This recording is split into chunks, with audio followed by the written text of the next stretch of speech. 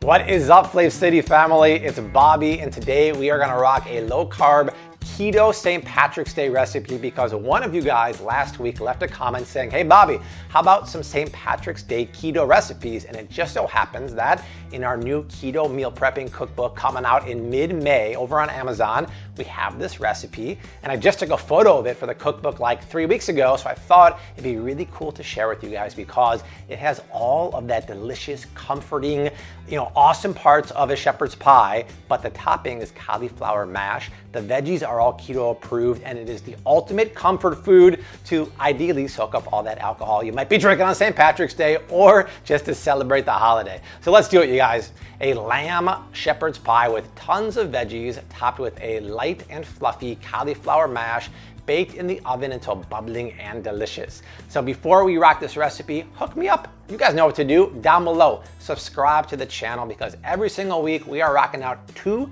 healthy recipes, and I would love for you to join the Flav City community. And if you want to pre-order the cookbook, the Amazon link is down below. I talked about it last week in the Walmart video. You guys made it a #1 new release already on Amazon, so that is amazing. Okay, to get started, I'm gonna preheat a cast iron pan over medium-high heat, actually medium heat. And let's drizzle in about a tablespoon of avocado oil. Now, if you don't have a cast iron pan, just put any pan down that is oven safe. If it's a non-stick, that means it can't have a plastic handle because I'm preheating the oven right now at 450 degrees.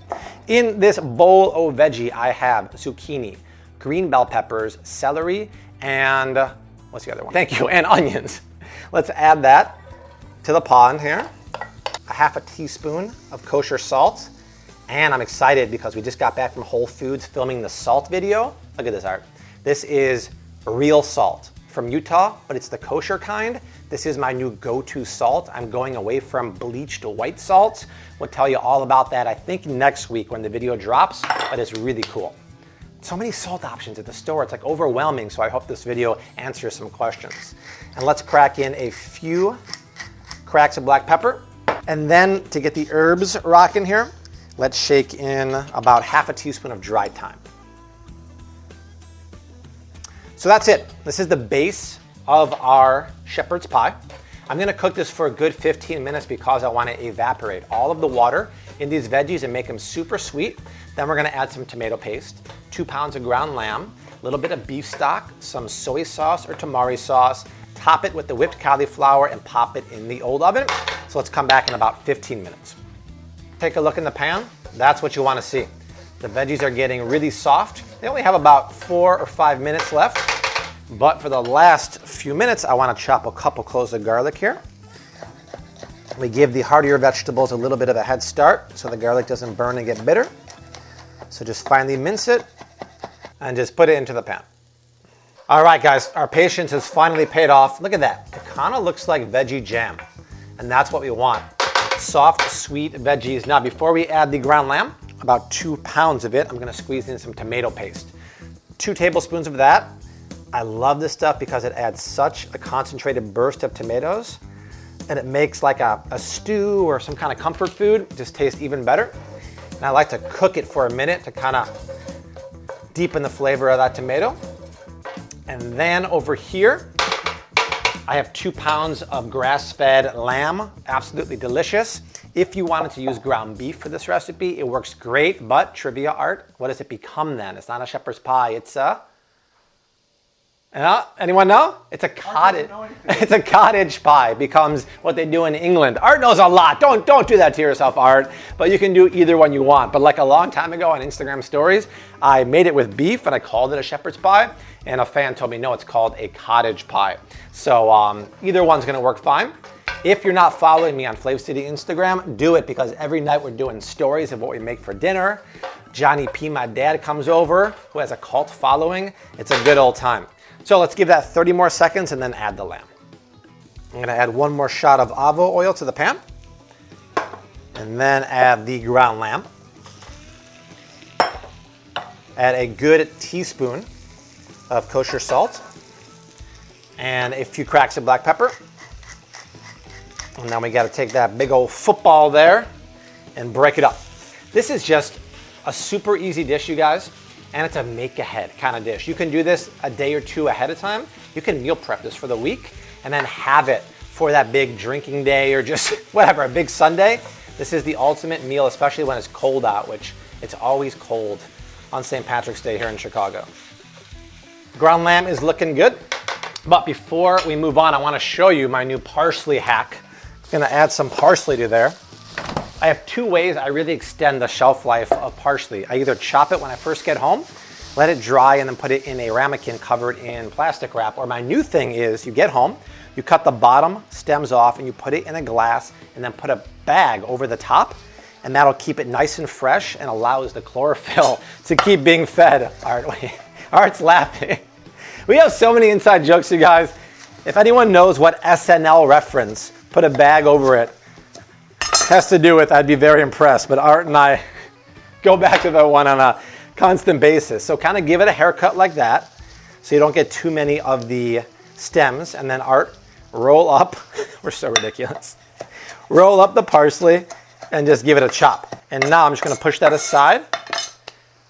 I'm gonna add a little bit, about a tablespoon of low sodium soy sauce, or if you wanna make it gluten-free, you can do tamari soy sauce or coconut amino acids.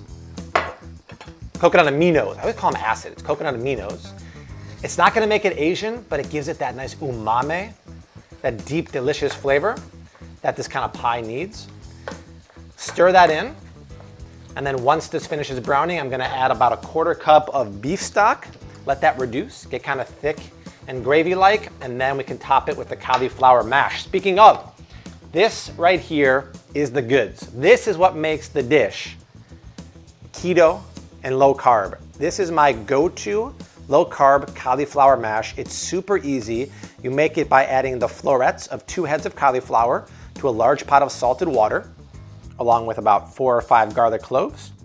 Boil that for 8 minutes, and then drain it really well. You know the cauliflower is ready when you can mash it with a fork, but it's not too soft, otherwise it'll get kind of watery. Add the cauliflower to a blender, along with a tablespoon of ghee or unsalted grass-fed butter, and grate in about a 1/4 cup of Pecorino Romano cheese or Parmesan, a 1/2 teaspoon of salt, a few cracks of pepper, and just blend away until it's smooth and creamy. If you have a plunging attachment, that works best. It's just so silky and smooth, and I'm telling you, I fooled people into thinking that this is mashed potatoes, and the texture, the texture is just like adult baby food. And baby Bobby likes that stuff a lot, man. That is the bomb. All right, so 1 more minute on this guy, and then add about a 1/4 cup of beef stock. And then I want to cook it until it reduces and gets nice and thick, but I also want to take my wooden spoon and break up the ground lamb and make it as fine as possible. And this will take about 5 minutes to cook down and get thick. Consistency is looking really good. I'm gonna grab a couple tablespoons of parsley, just add that in and kill the heat. So the filling is done now, you guys. Smells unbelievable in here. Like I said earlier, the oven is preheating at 450. I'm going to bring the pan of goodness over here, and I want to smooth it out, make it nice and flat. That way I can put the filling on top and make it nice and pie-like. So pack down the filling. Then we'll take our keto cauliflower mash. This is the best part. Get in here, Art. This is the hero shot. Oh yeah, babe, look at that. Come on. Right, it looks just like the real deal, just like starchy, carby mashed taters. And just smooth it out to the edges. You could grate some more cheese over the top. I don't think anyone's gonna blame me if you do that. And then make sure it goes to the edges and the juices are gonna bubble and kind of come up over the side. I was gonna put that in the sink, but it's like you crazy. This is like begging for the human dishwasher. That is so good. All right, I need a spotter here. On 3. 1, 2, 3. Oh, holy God, this is heavy. Get over here. Put this in the oven for 10 minutes. All right, you guys, I put the broiler on for the last couple minutes. Put it on a sheet tray because it was bubbling up and getting all dirty, but look at that. Come on, right? 10 minutes baking, about 5 or 6 minutes broiling on high. And this bubbling hot, delicious shepherd's pie is done. Look at that, right? Got some good color around the side. Now, as good as this looks, just judging by the way I carry that over with my nuclear gloves, you can tell that it's hot as can be, and I'm talking 20 to 30 minutes. You can let this sit at room temperature before cutting into it, because if you do it after 10, it's still gonna be crazy hot under there, and the pie is gonna fall apart, so resist all temptation and wait 20 minutes. All right, let's cut out a piece here. And there it is. How's that look, Art? Why you gotta let it cool down. Otherwise, the pie is just gonna fall apart on you. And then a little bit of parsley. All right, guys, there it is. Low carb, keto friendly shepherd's pie, the ultimate comfort food when the winter weather just won't go away, like here in Chicago.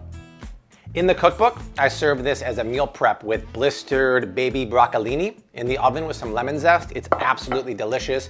The book also has over 125 more ketogenic recipes that are fantastic. I can't wait for you guys to check that out and see more recipes that we're gonna do on the channel.